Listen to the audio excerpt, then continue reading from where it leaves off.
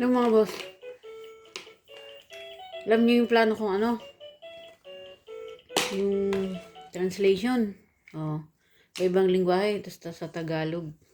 May nagawa dyan, pero hindi ko na itutuloy kasi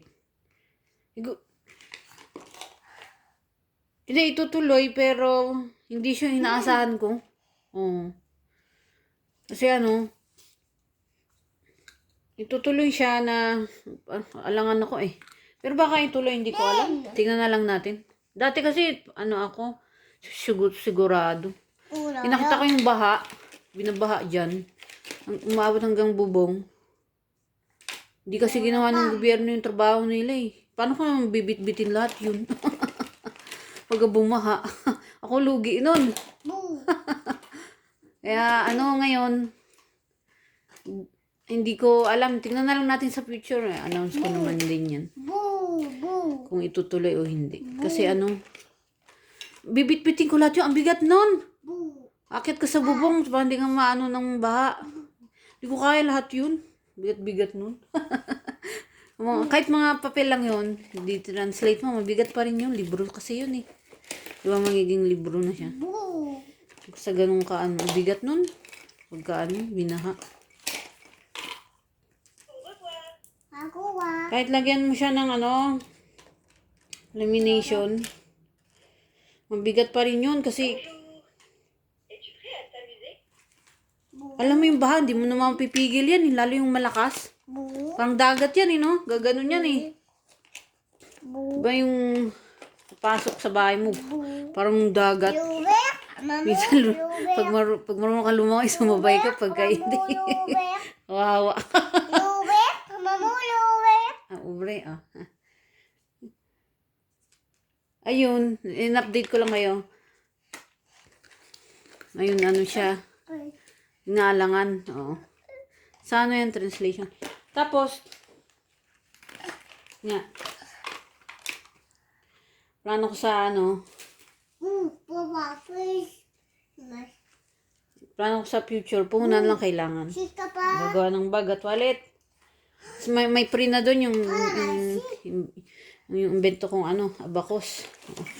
Yung iba, depende kasi sa ano yun eh. Sa gawa. Oh. Pag super ganda, may free siyang abacus. Pagka ordinaryo lang yung ano niya. O, ano, wala siyang free abacus. Oo. Bali yung iba nun, pamimigay sa ano, pulube. Ang target kasi nun, out of school. Abacus. Kasi, naawa ko sa mga lolo't lola, lalo. May mga bata din dyan, syempre. Naawa rin naman ako. Hindi sila marunong magbilang, hindi sila nag-aaral. Doon yan ibibigay yung iba, abacus. Pag-aralan lang nila yun. Oo. Tuturo din naman, pero hindi ganun katagal pagtuturo dun. Kasi syempre, busy kami. Tuturo lang paano gamitin, tapos bibigay sa kanila. Tapos sila nang bahala, ingatan nila. Para yung mga top school, marunong na yan. Mag-aral lang sila ng abacus everyday. Araw-araw naman kasi yan eh. Tapos, sabayan nila ng ano, hanap buhay. Para may pera sila, try nila pasok sa school. Kapag laki nila, pwede sila mag-abroad. Ayun. Sasabihan naman namin yan. Ganun ang gawin nila. Oh, aral kayo ng abacus ha. Ganun. Tapos pagka marunong na kayo sa math. Kasi yung iba, ano eh, trabaho nila, nangangalakal ng bote. Punin lang nila yun. Mura lang naman ang school dyan, ang alam ko. Public. Tapos mag-enroll sila. Kung kaya nila, pero may mga tao tagang hindi pinalad eh. Hindi nakaano ng school eh. Kami, magkapatid, dahil tatay namin, ano, masamang tao. Pati kami nung pinapahirapan. Ayaw niya kami mag-school. Lagi siyang ano, lasing. Lagi nagwawala. Ang buong buhay namin, ano, trauma, drama. Oh, nalagpas, ano, ang ginagawa ko, hindi nagwawala na. Lagi yan, patayan yan sila, mga tao. Oh. Ano, habulan. Ang tawag ng kuyog, laging kuyog, ganun. Oo. Kasi tatay ko, ano, gustong-gusto niya yun. Oh. Ano yun, nananadya yun eh. Walang masabi, walang kwentang tao yun. Eh di, kuyog, ano siya. Hanggang ngayon nga, oh, di ba, kiwento ko. Tinulungan na namin lahat. Masamang tao talaga. Oh.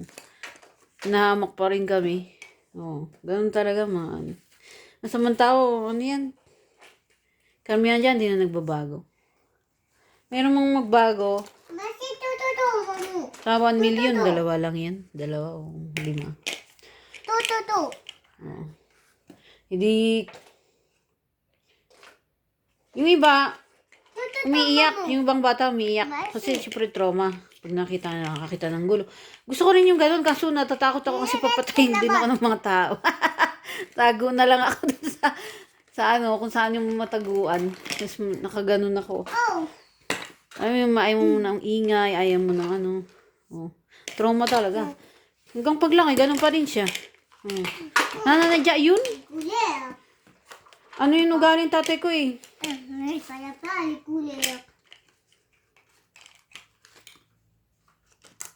Kung saan tao, walang kwenta. Takin mo yung nanay ko. Binigyan sila lahat pamasahe. Hindi niya kinuha yung bangkay na nga lang bungo. Hindi pa kinuha. Kita mo, inaapi pa rin nila. Patay na. Yung kabit niya, ay may rigasa. Dalawa sila. Buong pamilya pati nung rigasa. Mga ano yan eh. Masamang tao. Sama-sama silang tatay ko sa buong pamilya nun. Patay na yung tao. Hindi pa kinuha yung bungo. Ngayon. Ayun, inaapi pa rin nila hanggang kamatayan. Wala akong extra. Yan tuloy, yung bungo ng nanay ko. Hintayin ko muna na ano. Siguro mga 7 years bago makuha. Oh, wala akong extra eh.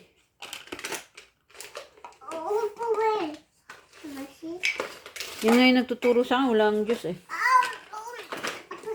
Lalo yung Ivy na yan. Ivy Rigasa na yan. Ano yan eh. Sa kasamaan, ano ko siya sa level ng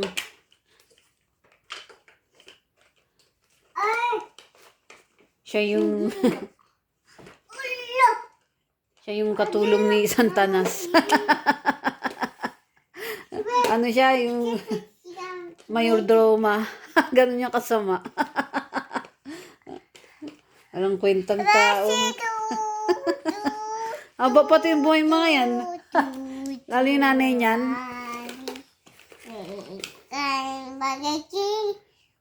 Nanay niyang mukhang pera. Pero dami pera mga yan. Araw-araw pinapadala niya ng kapatid niya. 2 abroad yan eh. Oh. Dami pera mga yan. Sadyang ano lang namimirwisyo. Ayun. So pagka balik tayo sa ano, sa baha. So pagka why di man ako umaasa bago sistema dyan sa Pinas. Oh. Mas ano na lang, parang ganun na nga sabi ng gobyerno, masanay na kayo na may baha at matutong lumangoy. Pasalamat na lang kayo, buhay pa kayo. Parang ganun yan eh. Ngayon, dahil wala tayong maasahan dyan,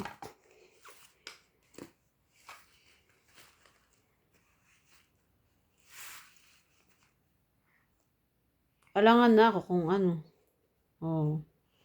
Malungkot, pero wala naman tayong magagawa eh. Dahil gobyerno.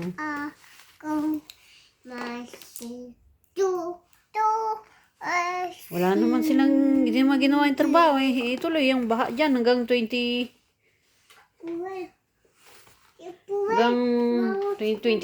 27. Ay mga boss, ciao.